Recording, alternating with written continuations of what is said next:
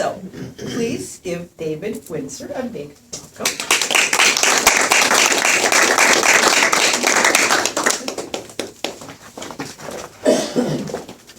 Well, thank you for the gracious words, Dawn. And I come here as a simple person with a complicated history, and I don't want my accent to distract you at all. I love it.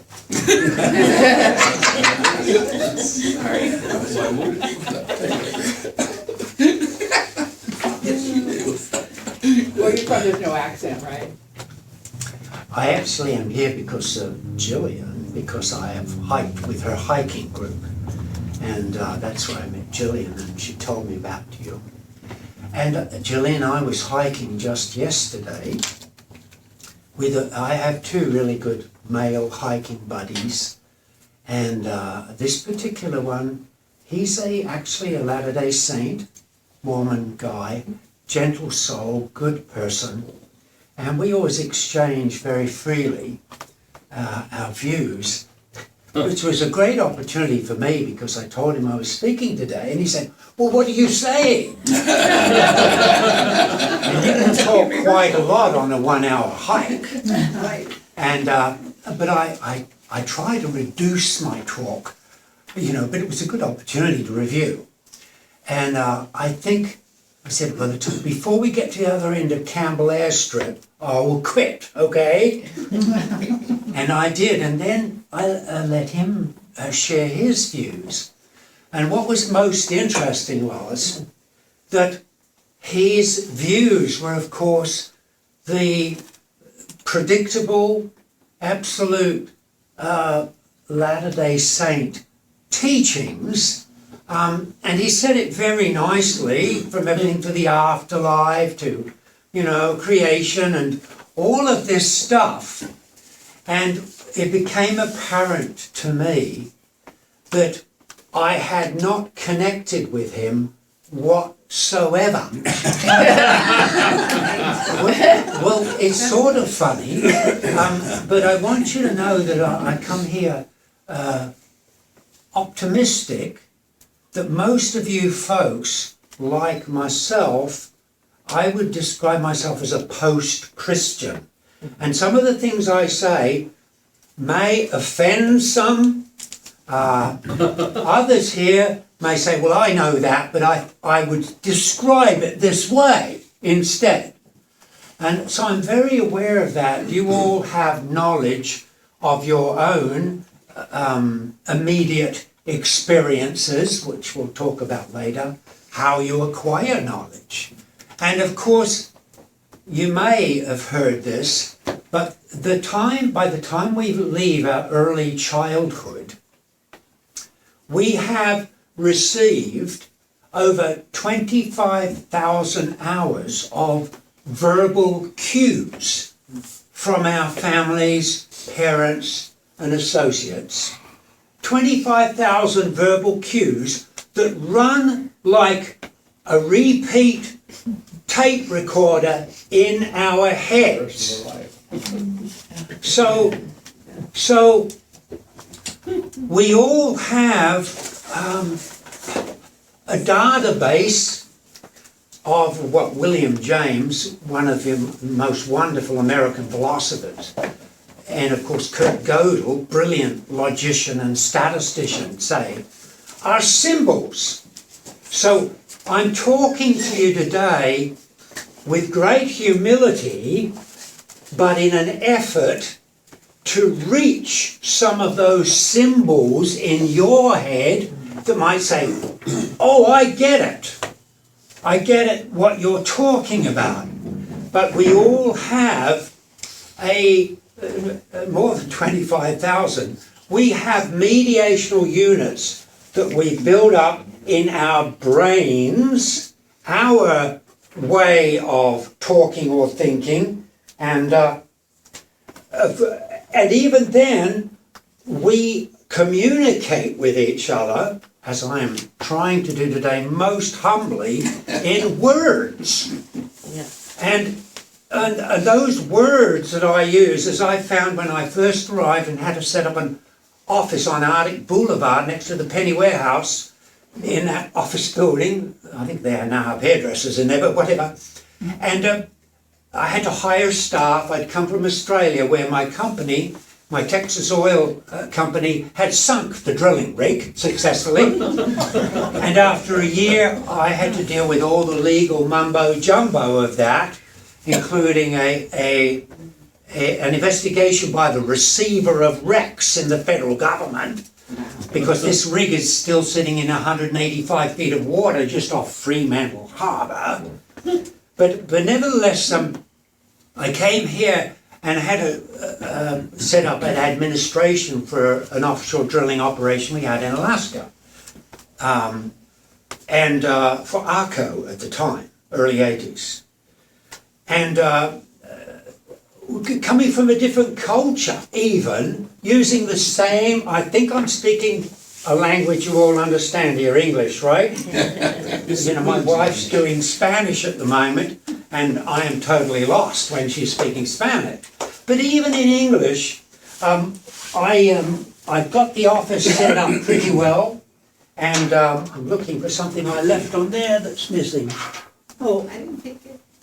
That's okay, it was a pencil. Oh, yes, I did take it. Sorry. In my seminar. We needed that. But you know, I'm a CPA and a qualified accountant, and so I had to set up the office, and I had to hire temporary staff, and I hired a very good lady from Kelly Girl at the time. I don't know whether they're still there. Are they, Ruth? They are. Oh. Okay. And she was an awesome lady, but one day I walked out in the office and I said, "Excuse me, could I borrow a rubber?"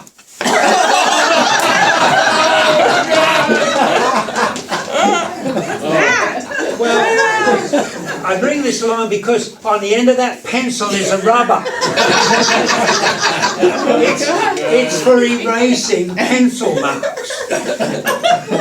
So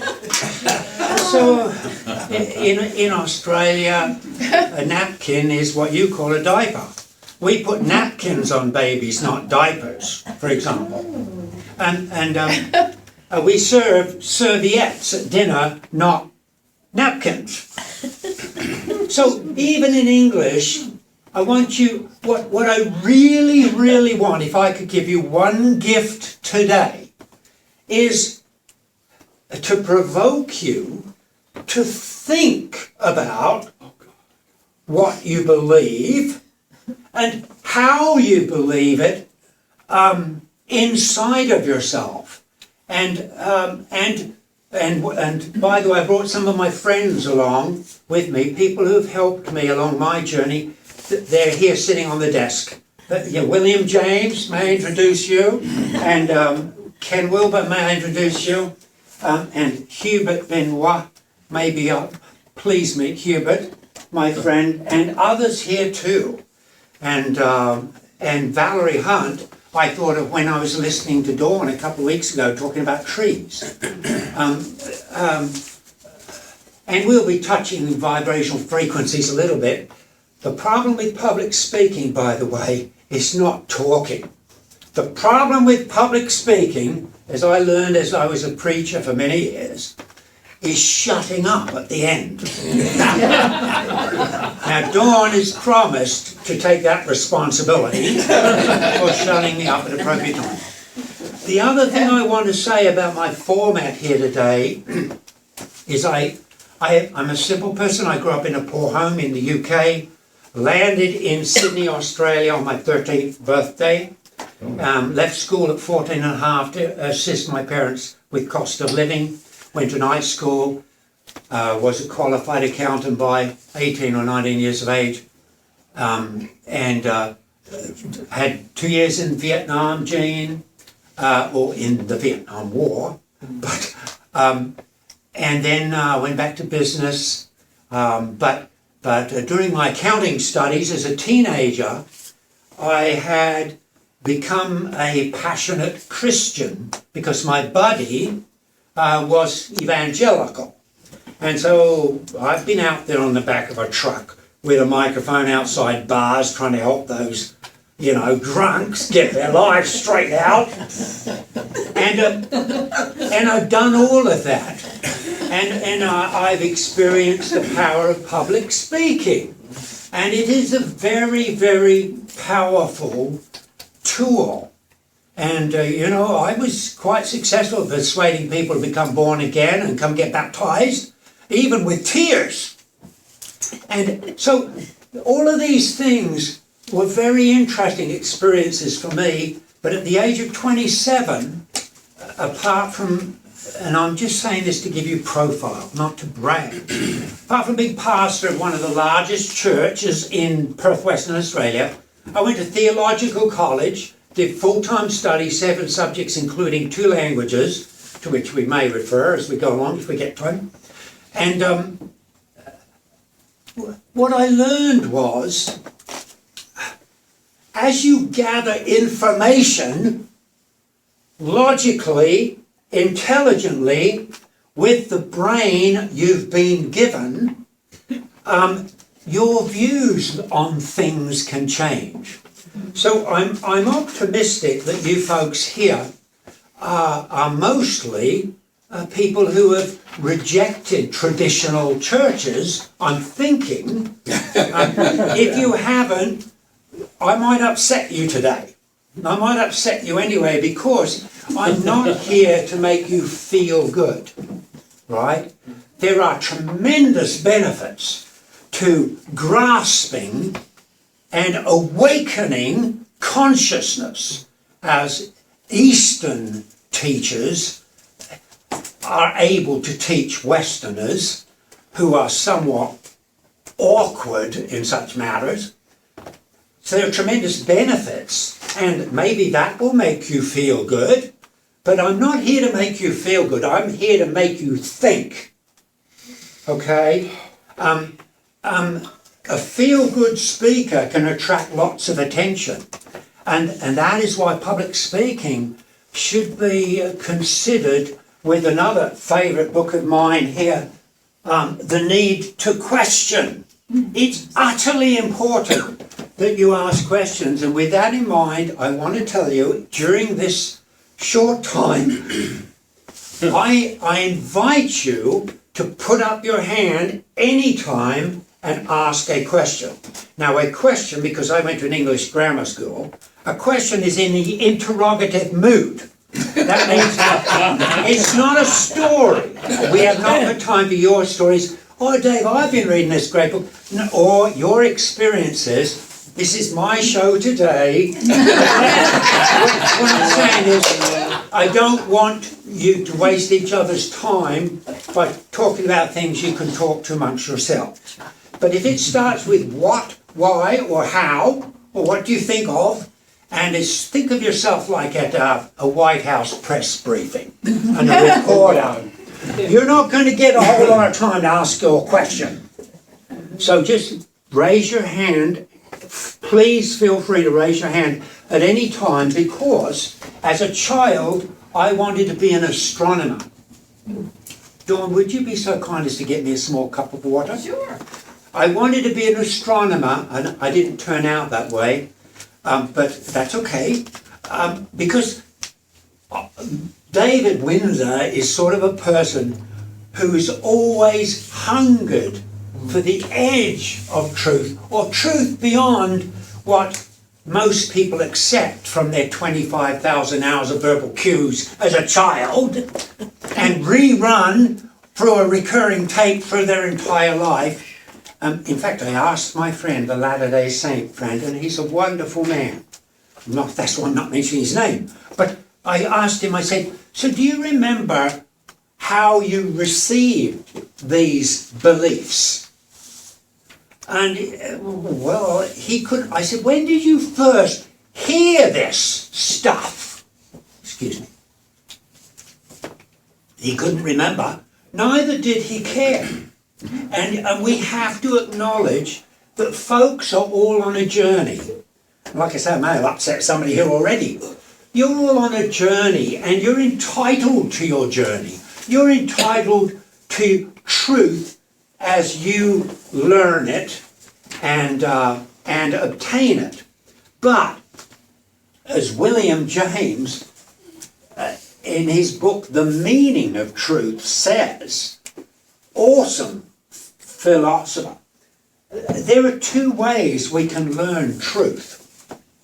We can learn it through symbols, talk about the symbols we've been programmed with, or we can learn it from immediate experience. And I might say I was thrilled in my first year at Theological College, where it was a small college and they put fourth year theological students with second, third and first. And in my first year at college, the brilliant man who we were fortunate enough to have as president spoke, and he said, we're going to talk about the question of authority. Because when the question of authority arises, he said, all other questions fall aside. Because the bottom line for our belief systems is, how did we come to obtain them? And what authority, in fact I said to my friend, he said, what authority do you have for this? And so of course, within, if I may be brave, come within a Christian context, evangelicals, for example, say, this is the authority, the Bible, this is the Word of God. They haven't read the 2 volumes this thick by the brilliant German theologian Karl Barth, just on those 4 words, right? The Word of God. The Word of God. He wrote 2, and Germans are brilliant people. I have read them, and the question is, what do you mean by that? You see? And I knew from my studies that having studied Greek, Greek that the New Testament is written in, that is, Koine Greek, actually, and of course, and Hebrew, for the Old Testament. Is that a question or you just... No, it's not. It's okay, just... headache going on. I'm sorry I do that. When you open an English, and I still have my favourite Bible at home, because it had a great influence on me, and I have the deepest respect for the probable real person Jesus, that people started writing about decades after he left, and from verbal traditions handed down, oh yeah, Jesus said this, and then they actually say, oh, Jesus said this, and they say, Jesus said this. And of course, he didn't even speak in Koine Greek, in which the New Testament is written. He spoke in Aramaic. So when you get someone tell you, I'm sorry, I feel so strongly about this. When you get someone tell you that Jesus said to Nicodemus, you must be born again, you first have to know, see, as you know things, it doesn't make you disrespect people, it just broadens your views. Is it 90% of John's Gospel is entirely different to Matthew, Mark and Luke. Because John is a poet. He's not a doctor or a historian, or a doctor like Luke or a historian. If you compare the Gospel of Mark with the other 2 Gospels, Matthew and Luke, you will find the same incidents spoken of in a different way. Mark sees miracles as a battle between good and evil spirits. So a demon-possessed person in Mark is actually a sick person in Matthew and Luke. What does that say to you? Well, it says to you, once you know these things, and that's why I want you to ask questions. I want to reward inquisitiveness here today. Okay?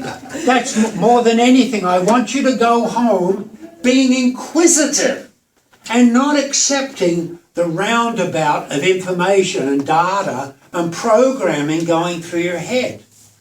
So, let's move along so we can get to consciousness. I'm going to make a noise now, and I want you to hear the noise, right? Are you ready? Water.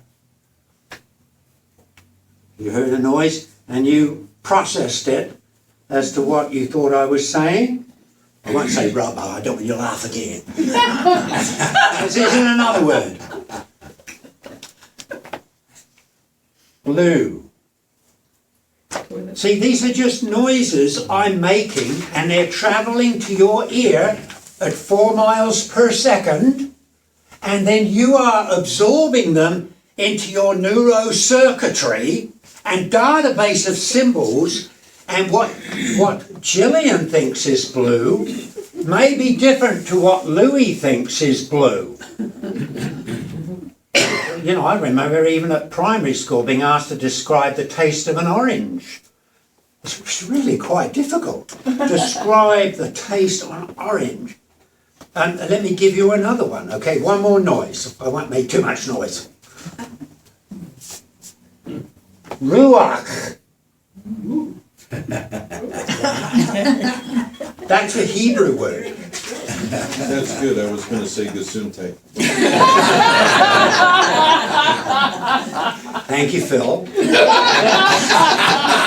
So,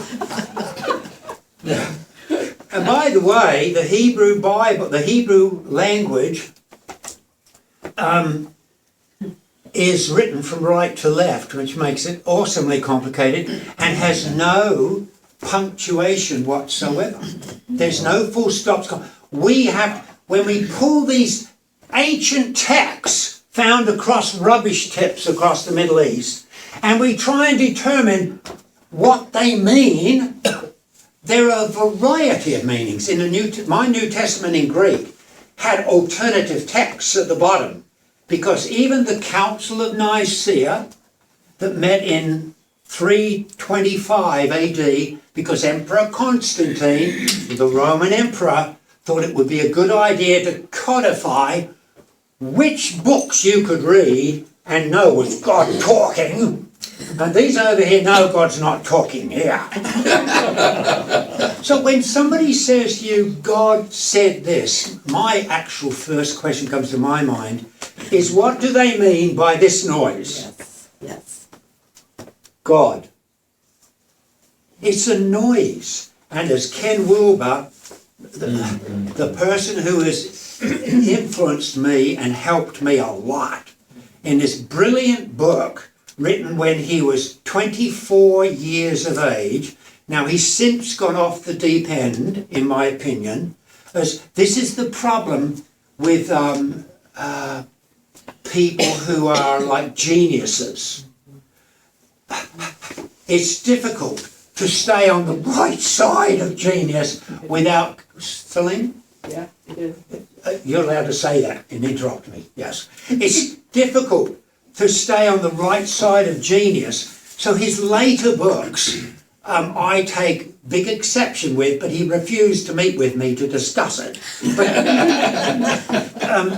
nevertheless, one of my very favourite things he says in here is, words are just noises in the throat.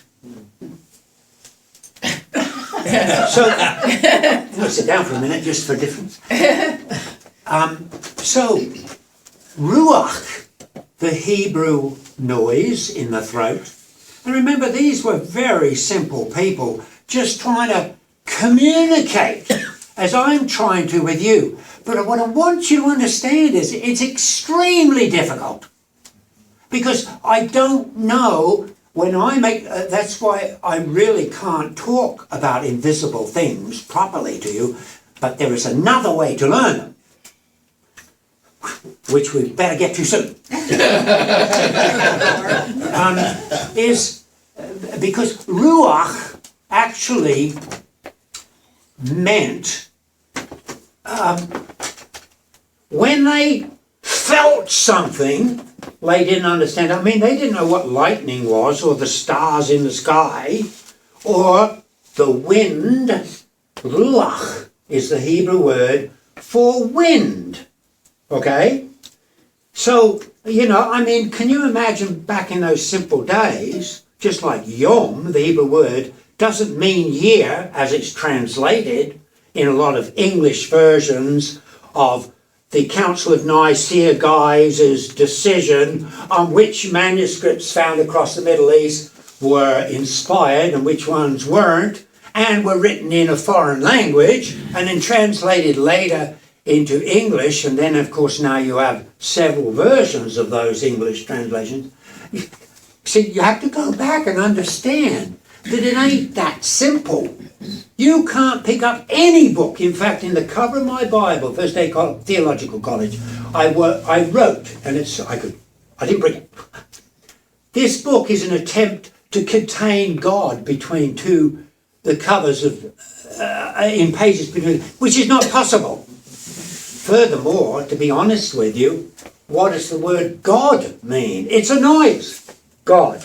And I guarantee you, every one of you has a different version of that. I liked Paul Tillich's concept, famous theologian, is God is the ground of all being. I liked that more than God is some guy up there, controlling stuff, because that's an anthropomorphic. We want to turn these things into something we understand, so we make it anthropomorphic. We use an earthly word.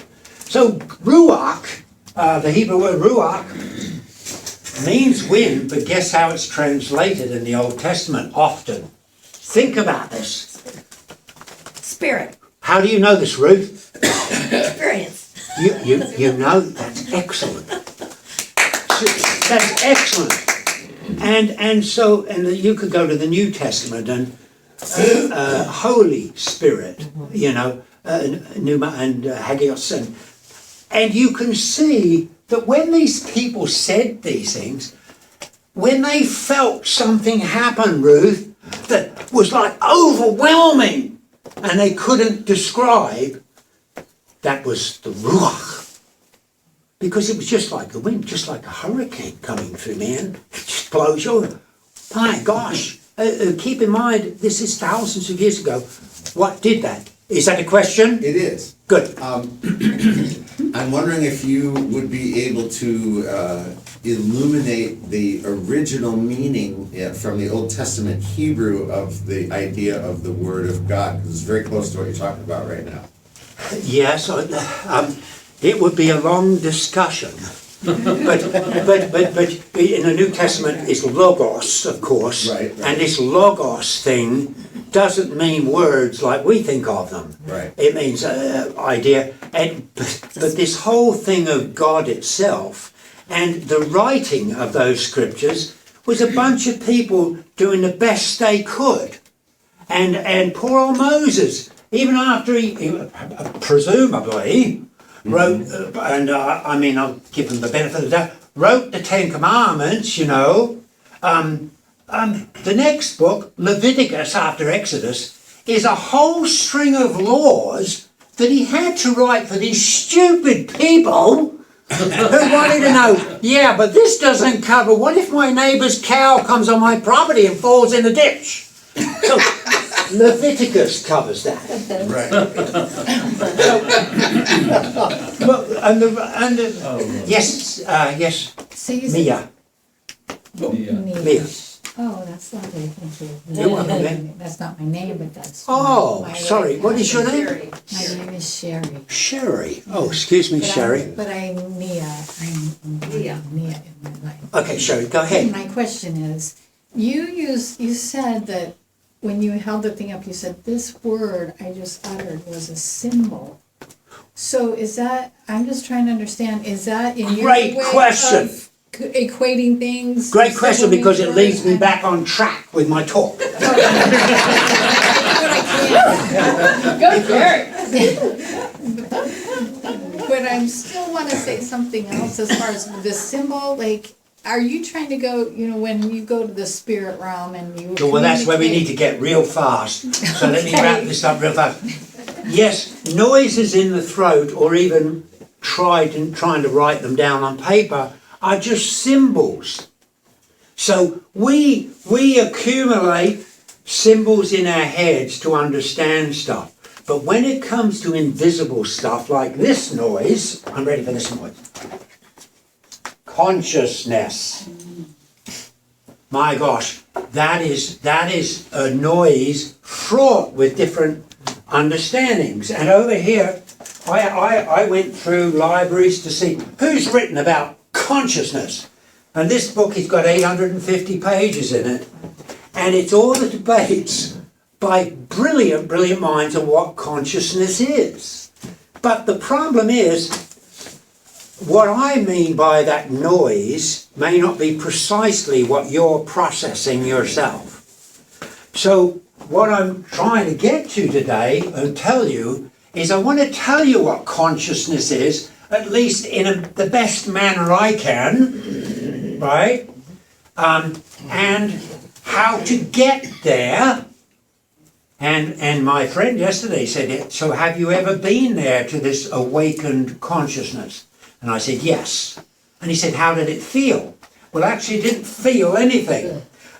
Because you see, humans want to feel stuff. And as Hubert Benoit said, there's the imaginative, emotional process inside of us. So we want to feel things. But as I've got to read this to you, and then we move right along to what consciousness is. Okay? Do you mean like nirvana? No. Okay. Well, it depends what you mean by nirvana. See, it's a noise. I'm not sure. But you might be the same as nirvana. You listen to what I have to say, and maybe say, oh, that's nirvana. But what I want to share with you is another person who I liked in a certain way was Ayn Rand. Now, Ayn Rand, of course, had a lot of unpleasant character issues, but she was brilliant intellectually, and as she says, I would say to you that all of you here have a belief system. My friend hiking yesterday has one. It's way out there for me, and maybe for you too, because I'm thinking you're more mystical than religious, correct? Most of us are. Mostly. In other words, organised religion is just people following, on the same train, going down the train, and they don't stop to pick up passengers. But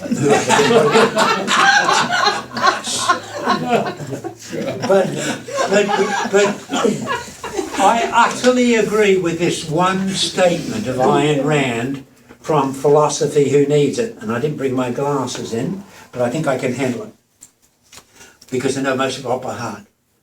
What are they, 1-0s? You're probably stronger than that. Oh, if they're stronger. Oh no, they're pretty darn good. Hold the piece of paper. I would beg you to listen carefully to every word of this. As a human being, you have no choice about the fact that you need a philosophy. I'm sure you understand that. Everyone's got a belief system in this room.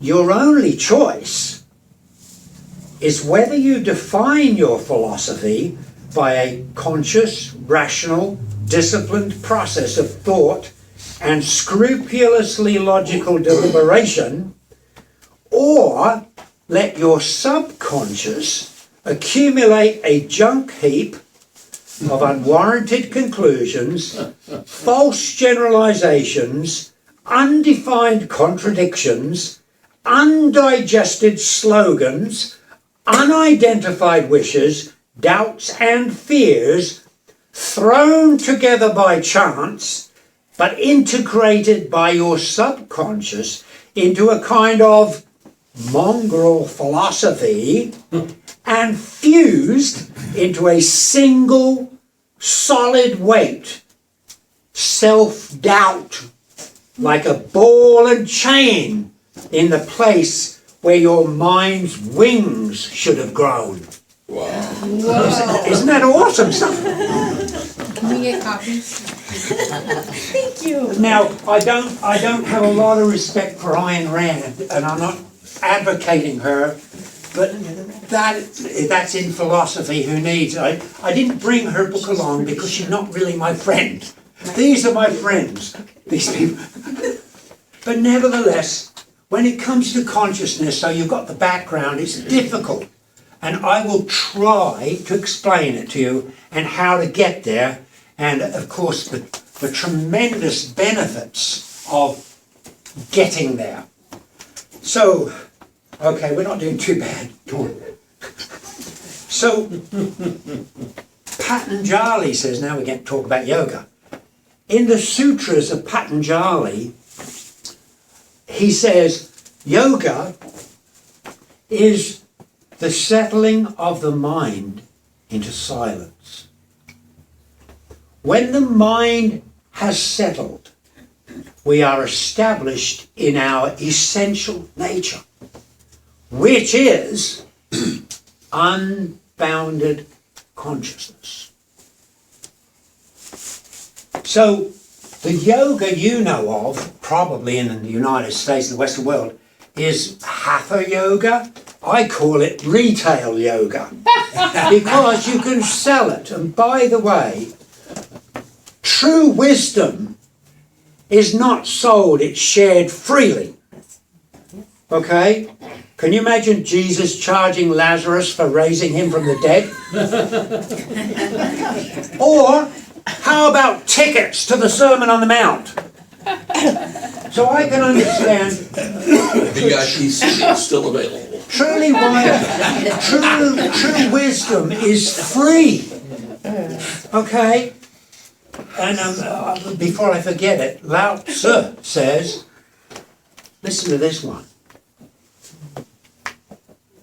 He who speaks does not know. He who knows does not speak. It's terribly profound. I know I'm here waffling a lot of noises to your words today, but I don't do this very often. I'm offering this as a contribution, but actually the things that I want to share, I can't speak about. They cannot be spoken, as when you're by that tree, Dawn.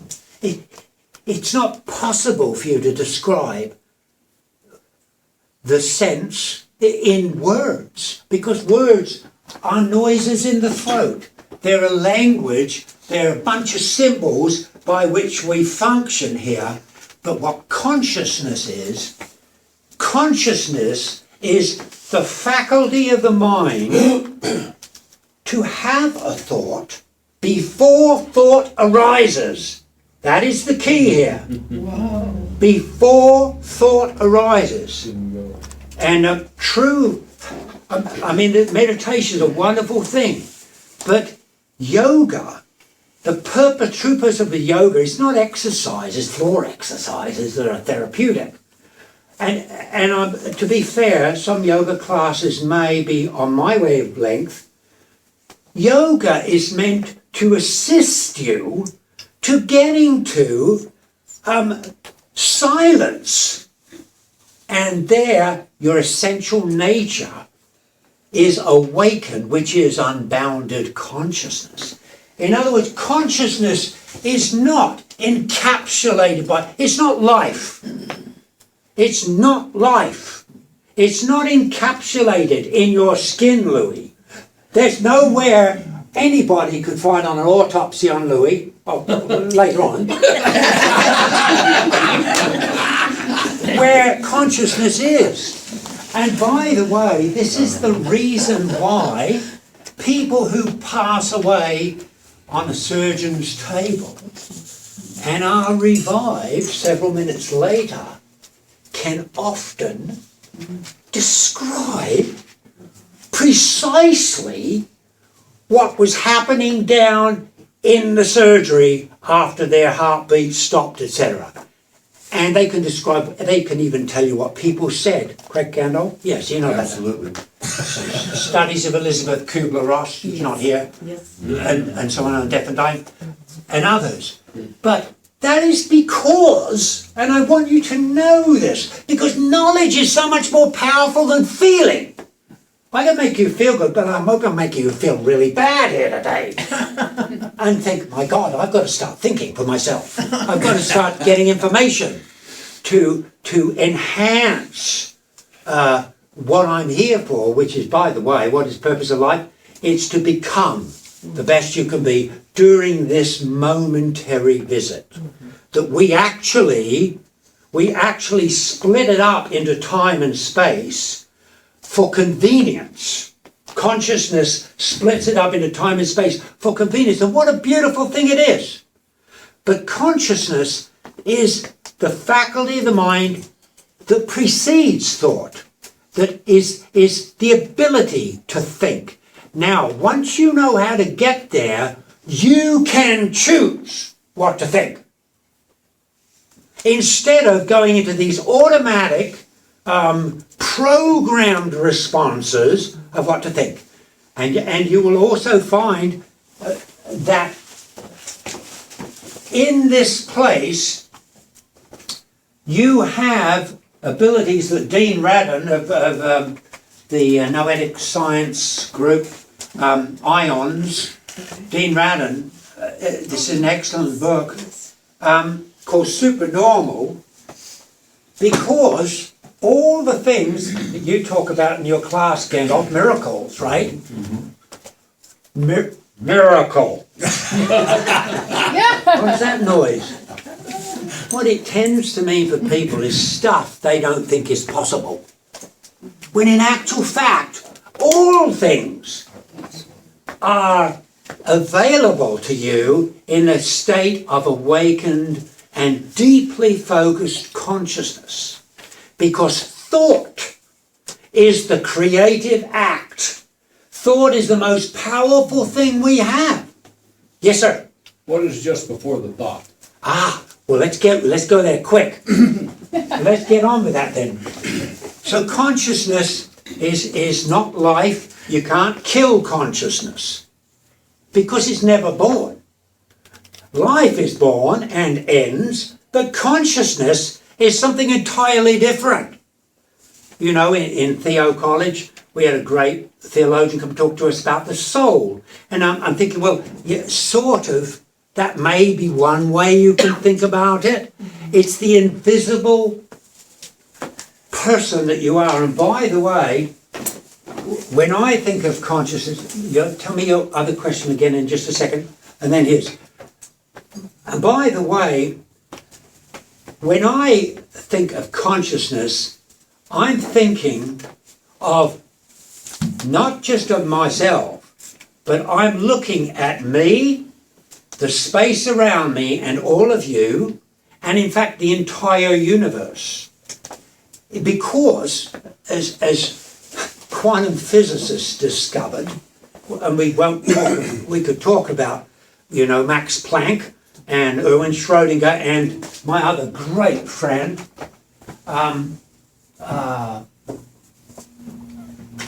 Werner Heisenberg, another great German physics and philosophy. Okay. Do you know all physicists have now become very spiritual? And I don't have time to talk about it too much. But they discovered, as I'm trying to convey to you, that you cannot observe something and describe it and measure it, because the interconnection of all the particles and energy is such that the moment you look, you change it. There is no instrument by which you can measure anything physical. Isaac Newton was famous until the end of the 20th century because, you know, he said everything's made of these chunks, and here are the molecules, and here are the atoms. But particle physicists, and the photoelectric effect was their first big problem, discovered, and that's how they make nuclear weapons today. Unfortunately, Mr. Einstein assisted, he didn't want to. But this has been proven to be correct because it actually has practical uses. That you cannot see anything and examine it from inside. So you cannot study consciousness from your brain. Because you are part of it. You can only discover it as Eastern teachers would do, not through, I'm going to tell you what consciousness is, but they would give you exercises, and I want to tell you about the mechanics real briefly in a bit, or more length some other time. But they give exercises whereby you might discover it. And that's what I'm trying to provoke you to, and hope I've upset at least one person here today. Specifically your question, sir, and I'll answer it No, directly. that was my question about what is just before the thought? Well, let's go there next. And Phil. So would you consider consciousness God? No. It God was there is a before everything else. God is a term that's really gotten out of hand. No, because, well, see, I don't want to offend you by saying I am God or I am the Father of one. All these things that Jesus said are all available to you. And Jesus would be a good friend to me, but the church doesn't want to hear what I have to say. The church doesn't want to know. They don't want to know stuff. Yes, Phil? So would you consider it extremely arrogant that people could define the thoughts of God to know what he does and what his creations are when they're just basically humans? Well, I don't mind people being on their own journey, and the Christian traditions and religious traditions are apparently giving people a sense of security because they're scared of what's going to happen when they die and whether they'll be punished for their sins. That's why religions exist. But the word God, to me, is really off my list now because I have no idea what people mean by the word. But let's talk about going to consciousness, because Hubert Benoit is one of many, many masters who describes how the mind is acting so brilliantly. And there are several skillful experiments, they're called, but his is called the inner gesture. And we'll talk real fast about that. And I have a technique of getting there, I'll tell you about. But the thing is, he talks about, well, for example, let's say you're sitting here and you're sitting at home and a piece of crystal falls off the shelf. And you go, and then you think, oh my God, and then your heart starts beating real fast. Your energy welled up to grab that piece of crystal, right? Then you felt emotions and you thought about it. But when you grabbed the piece of crystal, you didn't think. So before every thought, he talks about the vital energy in you that then makes the choice to think. Now, this is kind of helpful to you, perhaps practical. What I do to get there, and it's a combination of what he's saying, is I use breathing techniques, because there are many wonderful techniques of getting into an altered state of consciousness, everything from LSD, shamanic drumming, extreme sports, dancing. But I think the best music, rock concerts, altered state of consciousness, but the best way for me is always breath work, like breathing techniques, breath work. And I know you're all familiar. Pranayama, which is the breathing limb of yoga. Okay, thank you. I wasn't familiar with that. Nobody knows everything anymore. There's too much stuff, too many symbols out there. What I have found is if you are doing deep breathing, say, at the end of your out breath, at the end of your out breath, that is the moment where you can be thoughtless, spaceless, and emotionless before the next breath comes in. And I have found when you get there to the end of that out breath, you have to pay, as Hubert Benoit will say, active attention to that neutral. It's got to be thoughtless. Don't think, okay? And you can't teach people not to think. I could play a game. For the next 5 minutes, I don't want anybody to think about the word monkey, all right? But you know what you'd do? You'd end up spending the next 10 minutes thinking about not thinking. This is not about thinking. It is a place of no thought. But at the end of the out breath, if you just pay, and it's incredible to me, an experience, how long it takes you before you start breathing in again. It's an eternity. And that's why Einstein was, of course, able to show in Western terms that time is not a straight line, and neither is space. They both have to exist together for us to formulate our experience of this reality. But at the end of the out breath, you have a thoughtless spot. Have you felt it, Dawn? I think you have, because the way it's... Right now. Yeah. It's called the still point. Okay, good. There's another language about the same thing I'm talking about. So, at that point,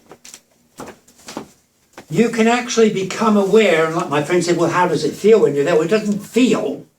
That you don't want to feel anything. But that is the place, as Patanjali says, you see, yoga is the settling of the mind into silence. And when the mind is settled, we are established in our essential nature, which is unbounded consciousness.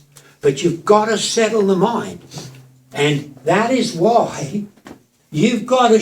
The biggest problem for Westerners is to shut off the chatter going on in our heads. Not just the programmed chatter going around, but noise in general. I had the privilege at the University of Western Australia of hearing an Indian Christian mystic whose name was Sadhu Sundar Singh.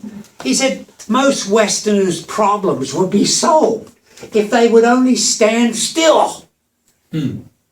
And our lifestyle, USA particularly, and Australia too, and Western, is we have so much noise in our heads going on. I loved listening to the guitar today because it sort of shut out other stuff and enables that settling of the mind.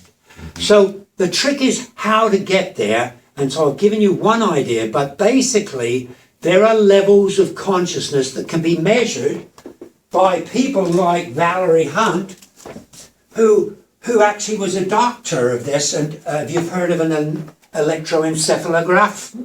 People with throwing fits and mental disturbances, they put these stickers on their head, and just like your cardiogram, you know, you have the same thing with the electrical activity of the brain. And by the way, Dawn, trees vibrate between 1 and 4 hertz, 1 and 4 cycles per second, depending on the tree. But the Earth and the universe vibrates at 7.83 hertz, scientifically known. Thank you, Gandalf. Hey, got a thumbs up from Gandalf. You're on it.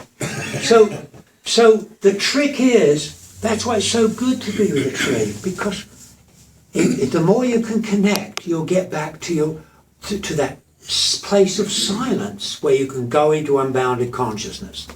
And I split the levels of consciousness into 4 of them. There are 5, 6, 7, or 8. I mean, of course, these are just terms, but nevertheless, our normal waking consciousness, 3 or 4 more minutes, normal waking consciousness, we are operating in what is sometimes called, and I call beta consciousness, which is between 15 and 35 cycles per second. Electrical cycles per second! You know, I'm probably operating at much higher right now because I'm very intense. right? But then the next level to get down to is alpha consciousness, which is between 7 and 14. Measurable. If I had little pluggers on your head, I'd say, she's down to alpha now. Well done. And and that I describe, and a lot of this, what I'm saying to you today, is my stuff. I'm not just giving you books, but they've helped me. But nevertheless, to me, that the alpha state is sort of daydreamy. It's what you might feel before you go to sleep. But you start to imagine things and picture things, because the electrical cycles, the measurable electricity of your brain is getting closer to the 7.83 of the Earth, which is so awesome to lay on the ground, to walk barefoot on the ground, to do gardening and connect with that. So then the next layer down, and I've actually programmed myself to go to these states just by saying it, okay? And I've learned this over many, many, many years. Anyway, I don't want to go down that rabbit hole. The next state is theta consciousness, which is between 4 and 7 cycles per second. Now, once you get between 4 and 7, you start to detach from the physical. That's how I would put it. And I actually try, and you can do this, as you say, walking, driving, or driving's a bit risky, but in all the course of life, try to become perceptually remote from outside reality. Because that's what consciousness is, this awakened consciousness they call Satori. And so theta, you're the sense of being totally detached from your body. That's why, for me, Dawn, good meditation requires you to be in a really comfortable chair. I know you've said it, and I'm sure you do meditation here, but if I was guiding meditation, I want you in a place where you can thoroughly detach from your body, because then you go down to the deepest stage, which is delta consciousness, between 1 and 4 cycles per second, your measurable brain activity, similar to when you are in deep sleep. The tricky part of being in delta consciousness is staying awake and being there. Because if you can stay awake and be asleep at sleep level of brain activity, that is where you can enter unbounded consciousness, and then you can start to exercise all kinds of creative power. And so these miraculous things that people think of, like levitation, or even invisibility, I've been practicing that, but not successfully yet. Is anybody here can't see me? But I'm good at certain things. We all have our gifts, you see. You know, Cheryl was telling me about her father talking to her after he passed. You don't understand? I said, of course. Why shouldn't he communicate with you? It's only the body that they leave. So in Delta consciousness, you can do psychokinesis, you can bend spoons like Yuri Killer, you can do miracles, you can remote view, and in fact the federal government has a department, you know about this, doing this stuff right now, trying to see what Mr. Putin is thinking. Okay, but also, better still, you can create stuff. I call this remote influencing. You can change reality. You can change tomorrow by just creating it prior to thought. And I would have to explain some of the fuel you give to make that happen. But I have experienced this, and maybe some have here. So I'm going to wrap up now, Dawn, because you're standing up. what I want to say in conclusion is, please feel free to come meet my friends, and that with consciousness, it's not something I can teach. I cannot teach it, because you are consciousness. By the way, it's all one thing. We are all one thing. That's why in deep consciousness you have access to the entire universe of data. Right? You have past, present and future, by the way. I'm trying to remember the future. There's nothing wrong with that. But I cannot explain it to you because you are consciousness. You just have to wake up. Thank you. I was going to finish there. You know what? And Gandalf has a song. So thank you. And Thank that you. goes perfectly with this. So it's not Please. just a very short song. Please. And then David's going to hang around and you guys can talk about Okay. consciousness or not.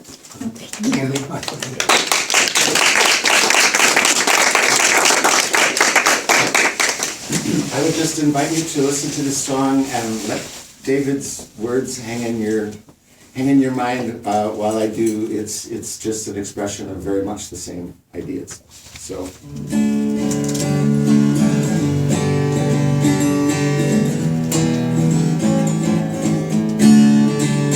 Bits and pieces are falling away. I am less asleep and more awake. Fears disappear before my eyes. I no longer choose to keep them in disguise. All those things that I thought I was, none of them true, all of them false. Everyone, everything I had judged according to what I thought I was. Now there's nothing that I need to do. Just let go of what I think is true of the world, of me, of you. That's all that I need to do.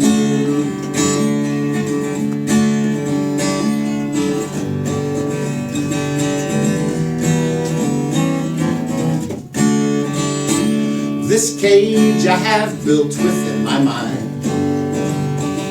I look out between the bars of my life, through my past, through my hurt, through my lies, seeing the world from what I see inside. Now there's nothing that I need to do. Just let go of what I think is true of the world, of me, of you. That's all that I need to do. Give it to the one who sees all the truth. Bring it to the light that shines in you. Bit by bit and piece by piece, that'll shine away the fears in me. Give it to the one who opens the door, and she'll set you free forevermore. World could be a place of peace, bit by bit and piece by piece. Now there's nothing that I need to do. Just let go of what I think is true of the world, of me, of you. That's all that I need to do.